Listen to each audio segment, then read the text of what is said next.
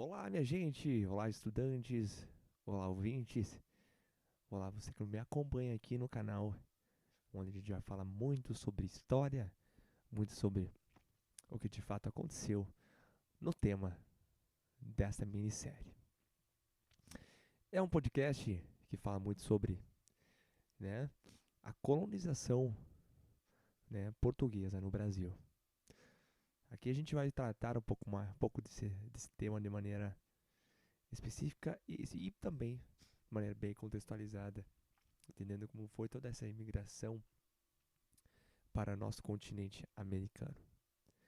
Mas em especial, trataremos da colonização portuguesa no Brasil. Inicialmente, gostaria de falar quem eu sou. Meu nome é Cleiver Lunardi. Estou desempenhando esse trabalho aqui, essa minissérie de aulas, né, do curso de História. Né, sou acadêmico de licenciatura em História da Faculdade Uninter. O meu número de RU é 34372447 e vamos lá, que aqui vai ter muita coisa legal para a gente aprender e conhecer. Gente, vamos lá. Ah, existe um vício moderno de entender a história sempre de maneira recortada, né? Porque aqui tivemos esse período que nasceu assim, que reproduziu assim e etc. Sabe? Como a própria linha humana, como se fosse uma linha linear, né? E a maneira como a gente conhece é dessa, né, muitas vezes na escola e alguns outros métodos de ensino acabam, né, passando por essa sistemática, né? Ah, e a história fala um pouco disso, entende? A subjetividade, né? A história é uma ciência, de fato, que estuda uma visão, uma perspectiva com base em evidências, né? Arquivos, artefatos que estão ali, né? Trazendo uma verdade, né? Um, para a gente investigar, né? Que é ali que entra o papel do historiador para poder estar levantando dados, se aprofundando, montando uma pesquisa científica para poder estar desenvolvendo artigos e tudo mais e contribuir com a ciência num todo. O papel de ser historiador é bem delicado, né? Hoje em dia a gente sabe, né, que existem vários historiadores com alguns pensamentos divergentes, né? Muitas vezes, né, que vão de contra um com o outro, né?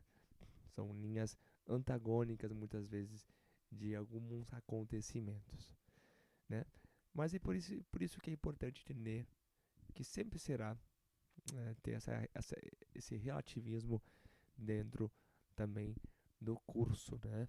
Não que isso vai fazer com que perca a credibilidade, né, de todo um estudo, mas também é interessante que as pesquisas vão se desenvolvendo e trazendo novas visões ao longo do tempo e períodos, tá? Isso é importante para o crescimento em busca da verdade, né? Uma verdade que até que uma nova pesquisa possa comprovar ser diferente, né? O caminho da ciência é esse e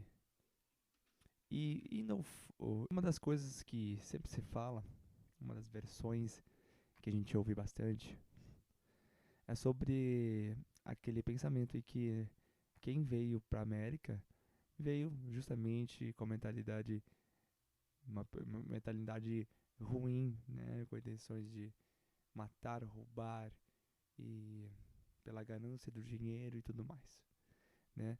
Essa é uma ideia que também é vendida constantemente, mas nós precisamos entender logo de cara que isso tudo, né, não é absoluto, né? Pedro Álvares Cabral, quando chegou no Brasil, ali em 1500, né, que marcou a história da América, ele chegou, na verdade, com o objetivo de ir para Índia. Mas chegando no Brasil, entendeu, né, a riqueza que aqui havia, né, e tudo mais, compreendendo, né, a amplidade do território, e logo após chamando a atenção de outros povos, os espanhóis, franceses, subentendeu-se da valorização que esse espaço territorial teria para todas as nações que estavam ali, né, exercendo o mercantilismo, né, as navegações que ali então eh, estavam se iniciando, né, com objetivo, com vários objetivos, por sinal, a expansão, né, a gente vivia o imperialismo à flor da pele, então a expansão começou a ir para os oceanos, né, a navegação, assim como foi chamado. Ah, tem um fator bem importante que é a questão da religiosidade, né? Porque em Portugal, nesse período, entre 1500, foi então criado a ideia dos jesuítas, né? Que dizia a respeito sobre levar a palavra, né? Cristianizar, né? Os demais povos, né? Os que não estavam, vamos dizer assim, civilizados, né? Essa é uma ideia um pouco eurocêntrica, né? Subjugando o outro como sendo inferior, como sendo parte da barbárie ou participante de povos que eram inferiores, né? Denominados por eles, os hereges, muitos deles também. Então, os jesuítas, então, também foram um dos motivos, levar a palavra cristã, evangelizar o próximo. Isso, de fato, foram os motivos primordiais para essa expansão e colonização de todo esse espaço territorial, que hoje a gente conhece bem, né? A América, ela foi dividida a princípio, na teoria, na época, os portugueses fizeram o tratado de divisão, né, de duas linhas, entre os espanhóis e entre eles. O Tratado de Tordesilhas foi, então, instituído pela coroa portuguesa, pensando, então, assim, para fazer 15 divisões, espaços geográficos, se a gente pudesse aqui exibi-los, seriam retangulares, né, de baixo para cima, né, um pouco acima do Uruguai até até o norte de onde a gente conhece hoje o Brasil. Essas, essas linhas retangulares, então, representando cada uma da, das capitanias hereditárias. Hereditárias. Até perdão, não é Tordesilhas, é capitanias hereditárias. Peço desculpas, tá, gente? E essas capitanias, então, cada uma teve um representante. Ele, que por sua vez era responsável, foi delegado pela coroa portuguesa, né, a colonizar, a povoar cada uma da sua fatia territorial determinada, né, para promover o desenvolvimento, né, de todo aquele espaço. Ele era conhecido como donatário também, era o representante que era responsável por pegar parte do que era produzido ali, encaminhado à coroa portuguesa 20%, né? Essa foi então a estratégia imperial na época para seu assentamento aqui na América do Sul, né? Tendo em vista que pela curiosidade por desbravar, né, essas matas que ainda estavam virgens, né, para o povo europeu, na possibilidade de encontrar diversas riquezas, né, como culturais, enfim, econômicas e principalmente a questão do ponto estratégico da América e visando a expansão, né, do território então português, né? Podemos chamar então de 1500 até 1530 de pré-povoamento. Por quê? Porque esse foi um período, de fato, de conhecimento do território, né? Onde que o povo português, junto com o indígena, né, obteve então uma troca de experiências, de informações, de conhecimentos, né? Onde que até os próprios, até o primeiro momento, né?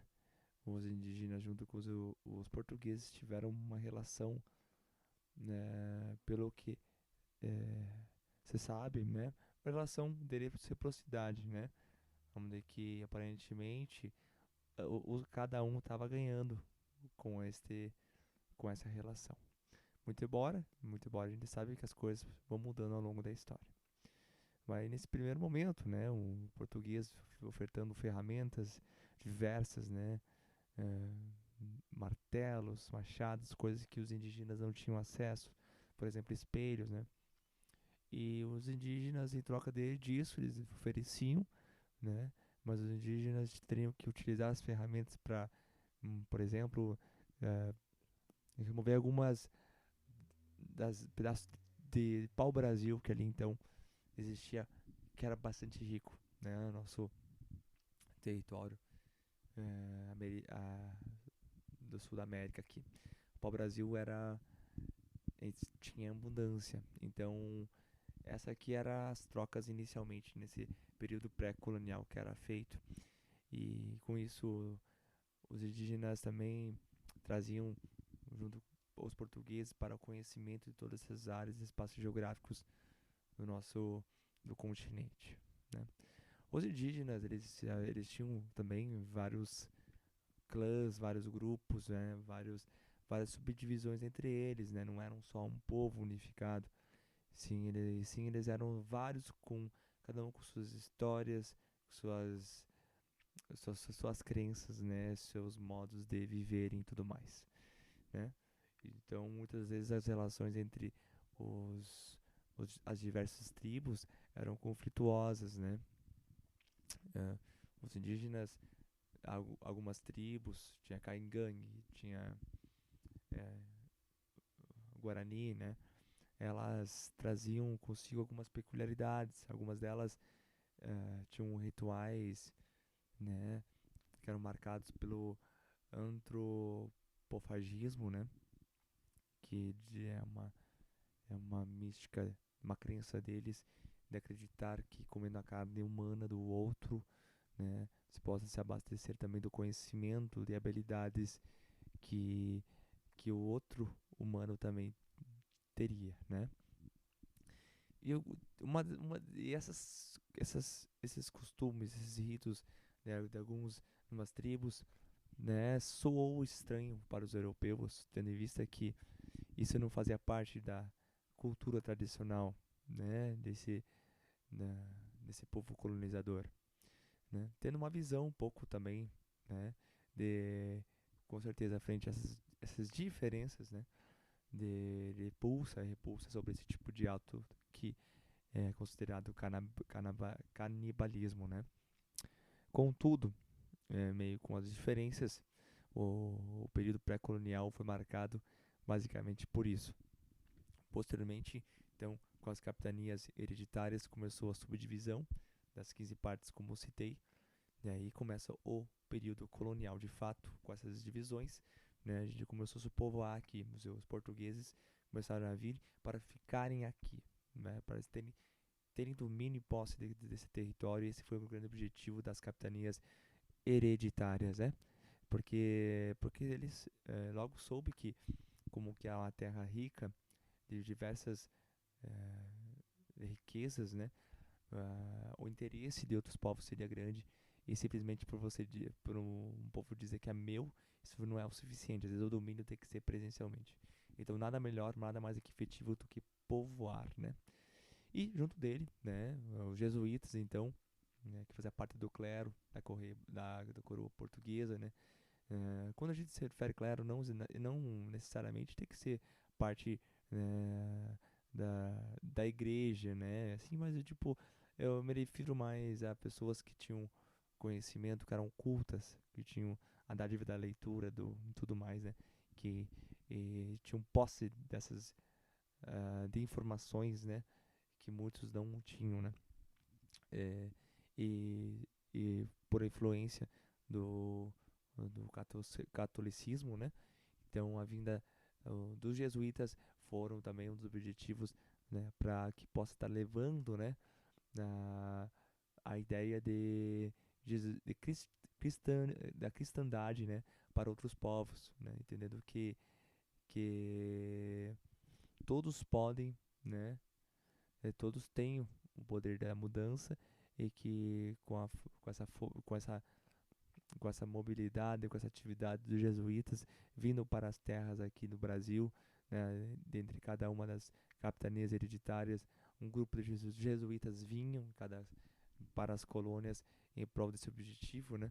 E acreditávamos ser muito que esses povos poderiam ser salvos com essa se convertendo, né, ao cristianismo, né?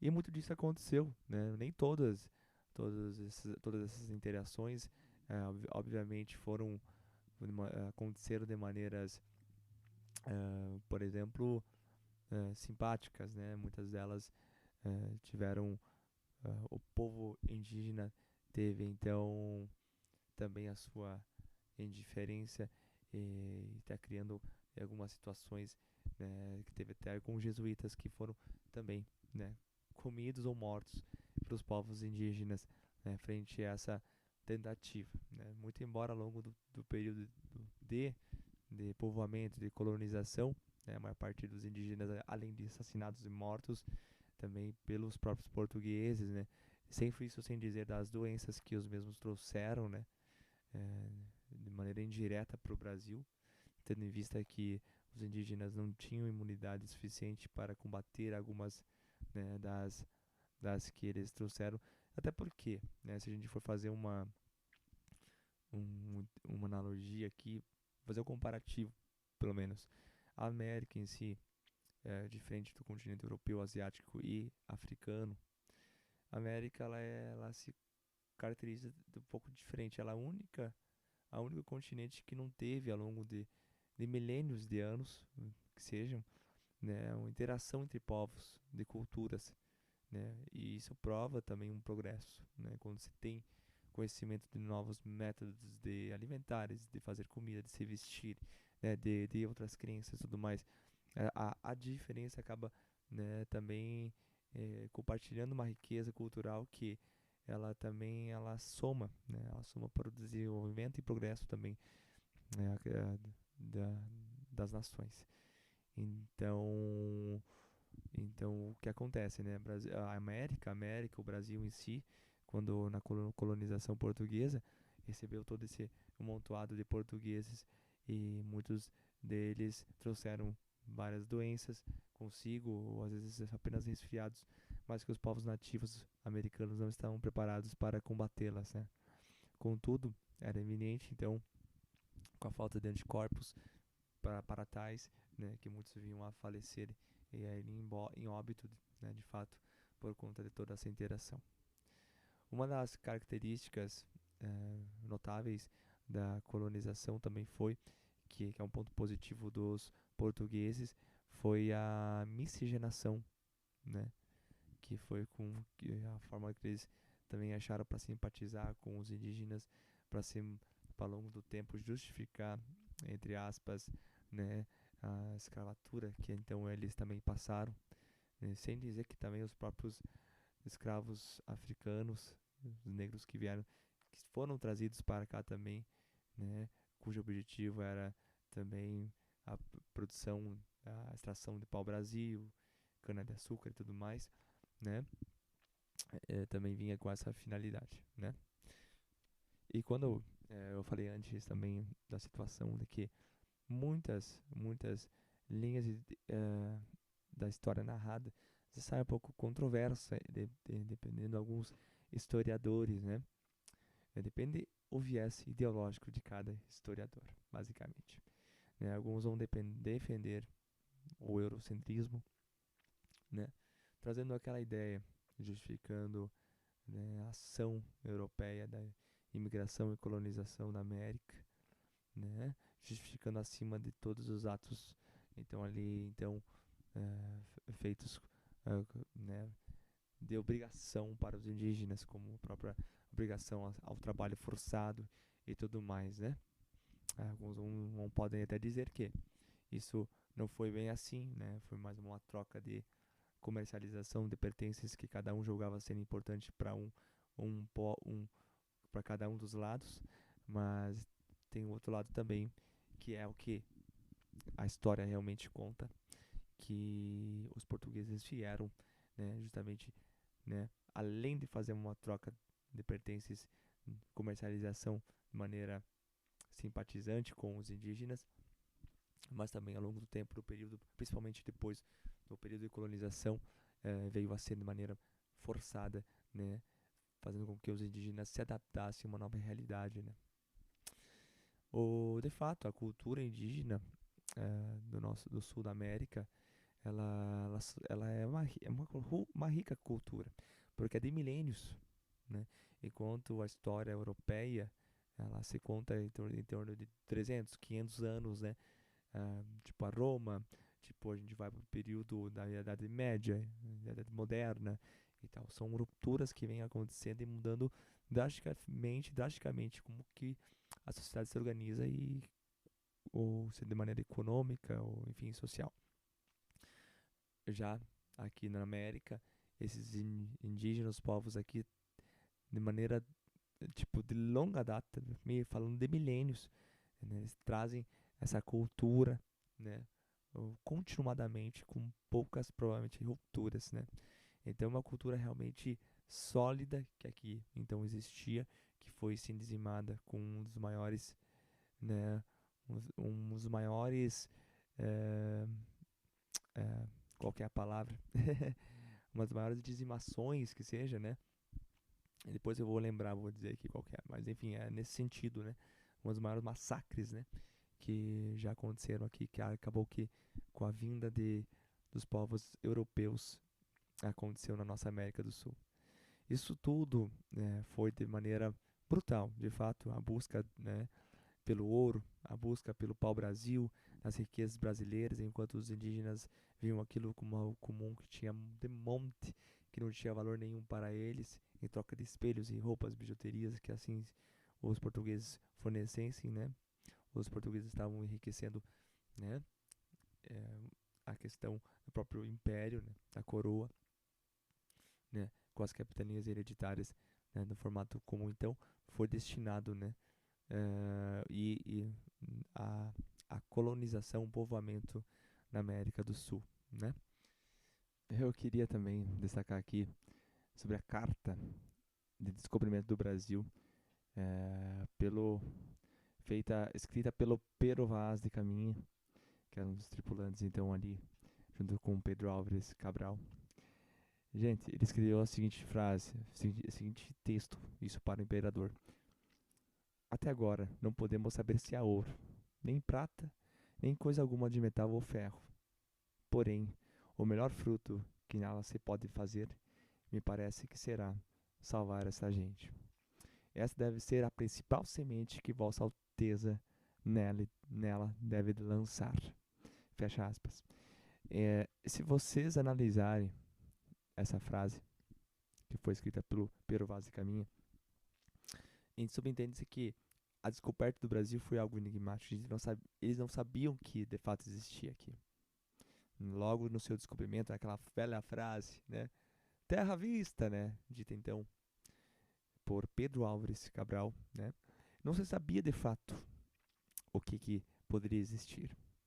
Mas a imagem eurocentrista, né, advinda também dessa cultura do imperialismo, essa cultura, né, de, de, da hegemonia da cristandade, né, ela traz um pouco essa ideia de que temos que resgatar o próximo, temos que salvar o próximo. Então, junto do imperialismo, né, que seria a expansão territorial justificada, também justifica a mesma pela pelos jesuítas, pela guerra que então eles empunhavam, né? Na Idade Média, a gente sabe das histórias dos cavaleiros templários, que nela então existiram várias histórias que até hoje são representadas em filmes, né? Das suas famosas batalhas até Jerusalém, da Terra Sagrada e tudo mais, para recuperação da cidade, né? Que que e tudo mais, porque tinha uma força muito forte dentro do catolicismo, né? E a última descoberta, muito se fala, dos, a última andada dos Cavaleiros Templários foi essa vinda do Brasil, né? A última cartada desse movimento da cristandade, né? Da hegemonia, né? Da igreja, né? Católica, né? Advinda da Europa para o mundo, né? Então essa ideia eurocentrista, ela sempre existiu e estava impregnada pelos próprios europeus, até hoje é muito contada em cima disso, né? Isso, isso na verdade, dando, fazendo ligação com o que eu havia falado antes, né? Sobre fazendo um gancho, na verdade, sobre a relatividade das histórias contadas. Isso é primordial para você que estuda, você que acompanha, né? O meu podcast nesse canal, busca ler, busca entender. É primordial você entender que existe essa dicotomia, principalmente, né, dos europeus com o resto do mundo, né? O eurocentrismo eles justificam de várias maneiras. Umas delas também dizem respeito que eles são os povos que têm uma cultura mais rica, né? Que são mais desenvolvidos, são mais, né? é, Fazendo até um link agora, tipo, da Segunda Guerra Mundial, né? Como o Hitler também fazia da mesma forma, né? Praticando a eugenia, inclusive, né? Dizendo que o povo alemão, né? Ele por si só, ele fazia parte da linhagem, me fugiu o nome, né? Da linhagem superior, de fato, enfim, nesse sentido, né? E, e era por isso que tinham que preservar esse sangue e tudo mais, e o que era de resto, né? Praticando então a eugenia, deveria ser morto. Né? Muito pelo contrário, nessa época, o cara de resto não era morto, aliás, ele era convertido, né? O outro era convertido ao catolicismo, né? E também ao trabalho braçal, né? Os indígenas e os escravos também africanos, por um exemplo, né? E também, se caso não se convertesse, também a morte também seria um dos destinos, né, possivelmente, é, dos povos, então, ah, que eram considerados diferentes de outras culturas, né? Então é muito forte essa ideia eurocentrista e ela está bem presente, inclusive, em vários materiais, né, até hoje, né, várias leituras de vários historiadores ou entendedores também ou simpatizantes do próprio assunto também, né? Então é importante você que estuda ter esse discernimento e compreender, né, a história da forma como ela merece ser compreendida, né? Não cometendo anacronismo e sim tendo alteridade, tá? Foi o que no primeiro momento os portugueses chegaram aqui e fizeram. Os atos deles foram com base à alteridade, né? Se colocando no lugar do outro, entendendo o outro por si só, até certo ponto, né? Depois essa alteridade ela não se existiu mais, não esteve tão presente após os momentos em que foi se utilizado da força, né, para que usasse os trabalhos braçais dos indígenas para mudarem seus hábitos do dia para a noite, né, exigindo dos mesmos uma grande quantidade de serviço braçal em prol, né, da acumulação de pau-brasil, de outras riquezas, né, que se estava se extraindo, né, cada uma desses territórios, né, porque era a obrigação da vinda para o Brasil não foi apenas levar, como eu disse, levar a palavra da cristandade, né, o objetivo era povoar, né, dentro do imperialismo, ter mais um espaço, né, seguindo a linha do pensamento daquela época, né, das navegações, e isso tinha que ser rentável, tinha que ser pago, né, financiado, e fazia todo sentido quando ah, a busca de riqueza, né, levando para a coroa portuguesa, através dos impostos, então, datados para cada representante das capitanias hereditárias, né? E essa foi a história inicial ali, né, da chegada do português na América do Sul, né? essa divisão ali territorial frente aos espanhóis, né? Nessa divisão ah, brusca, né? Realizada em prol do povoamento, né? Do descobrimento da América do Sul, né? Do que hoje a gente pode chamar de Brasil também. E dentre essas colônias, né? Elas, por serem enormes, o espaço geográfico de cada capitania hereditária, existiam várias vilas, né, como se fossem pequenas cidades de, que faziam a subdivisão de cada um desses povos. Essas vilas, então, nem, nem toda decisão ela tinha passava por uma influência de maneira direta do próprio donatário, né? Ela era resolvida ali, dentro da vila, né? Isso é uma democracia que começou, né? Que teve influência desde lá em cima na Europa portuguesa, né? Tendo em vista esse modelo medieval na qual ah, os portugueses sempre levaram na política, né? E isso foi trazido também aqui consigo, e é uma característica também da colonização aqui na América do Sul. Os portugueses, então, junto com os indígenas, né, eles em cada uma dessas vilas, por ali dentro, em cada uma dessas sistemáticas, dessas cidades pequenas, eram decididas algumas certas situações e resolvidas certos problemas, sem interferência, então, né, do donatário, do responsável daquele aquela fatia da capitania hereditária. E esses líderes, eles eram elegidos de maneira democrática, né? Eram feitas votações para eleger, né, a pessoa que poderia estar, né, tomando partido de frente com esses problemas e dando a solução, né? Tendo em vista em ser a pessoa, né, a olhar de todos que, né, convivem naquela vila, a pessoa mais sensata, mais que pudesse ser mais sábia, né, para estar conduzindo ao crescimento e progresso, né? Mas a missão era muito mais difícil do que parecia, né? Fazer toda essa gestão desses territórios era muito mais difícil do que se imaginava, né? Dentre todas essas capitanias, apenas a de São Vicente, de Martim Afonso e seu irmão, e a de Pernambuco, Duarte Coelho, vigoraram, né? Se permaneceram. Todas as demais capitanias que marcavam o início do desenvolvimento mundial do comércio fracassaram. O açúcar alcançava altos preços na Europa, onde era pesado em grão para a venda. A cana-de-açúcar era trazida de outras vilas e crescia muito bem em terra brasileira. Logo, os portugueses começaram a construir os primeiros engenhos de açúcar nos territórios. Os índios frequentemente destruíam os engenhos que eram erguidos, e por exemplo, algumas tribos eram muito hostis e tinham hábitos totalmente diferentes, né? Outra antropofagia, por um exemplo, como citei no início, né, que é aquela tradição de comer carne humana, tendo em vista na obtenção das suas habilidades e conhecimentos, né?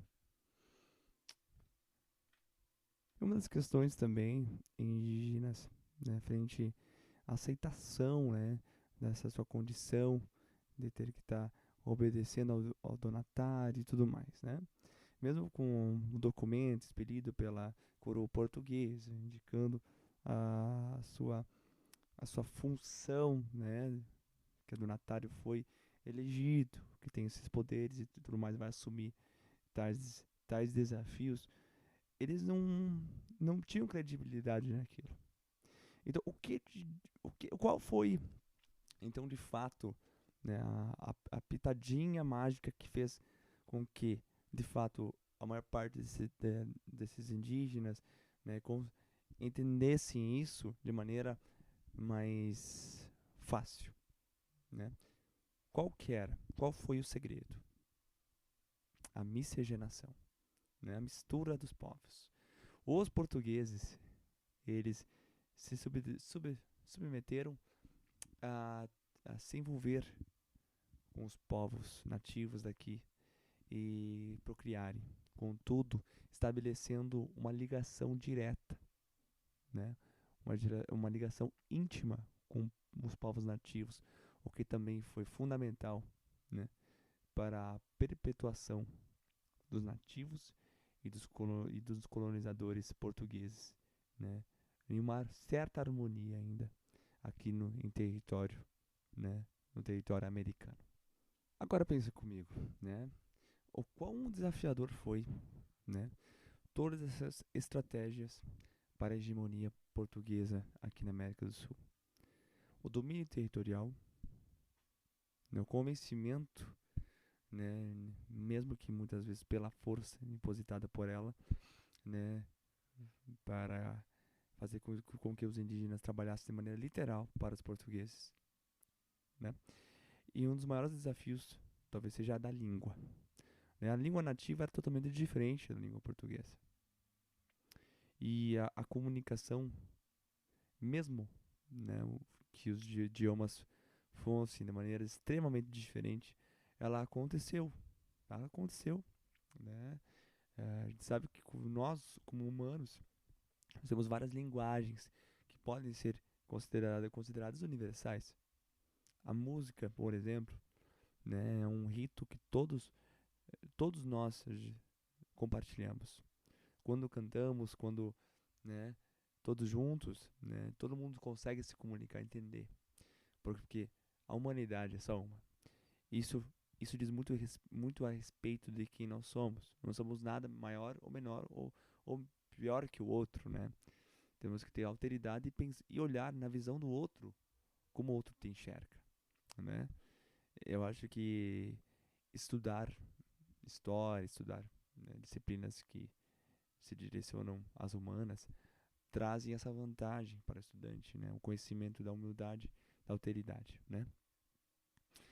Então, esse desafio de fato da comunicação existiu, mas os que mais se afeiçoaram, que tiveram domínio da linguagem para conseguir ter uma boa relação, né, conseguiram também ter um maior destaque na dominação. Os jesuítas, por sua vez, vieram já logo para cá com esse desafio e montaram então com um grande investimento que a coroa portuguesa financiou, tendo em vista a arrecadação de imposto já advindo daqui da América do Sul, né? Esse governo, né? Esse governo de catolicismo para trazer a religião católica aqui e para dominar então de mais uma forma, né? Eh, e conquistar de fato, né, os indígenas, né? E é isso, gente. Nesse primeiro episódio, a gente falou um pouquinho dessa introdução, né, do desse movimento, né, que foi fruto de uma época onde que as grandes navegações aconteceram, né, com um desdobramento tecnológico, com certeza europeu, né, advindo dessa cultura, né, de longo de centenas de anos, centenas, me perdoe, ao longo de muitos anos, com certeza, né, que foi desenvolvendo, enfim, né, em prol em busca da grande expansão, né, eurocêntrica que durante muito tempo esse pensamento, então, até hoje, até em algumas situações se faz presente, tá? Em frente a esse movimento, nós tivemos as navegações que, consequentemente, culminou no descobrimento do Brasil. Tá bem, gente? Gente, por hoje é isso, turma. Espero que tenham entendido. Caso haja dúvidas, mandem aqui nos comentários. Estarei respondendo assim que conseguir também, tá certo? Estou à disposição de vocês. Me perdoem os erros, tá? E vamos trabalhando aqui nessa série de aulas, tratando um pouquinho mais, né, sobre, né, a colonização brasileira dada pelos portugueses. Tá certo? Então, fica aqui meu abraço. Tenham todos uma boa semana e até a próxima aula. Tá certo? Grande abraço, até mais. Tchau, tchau. Valeu!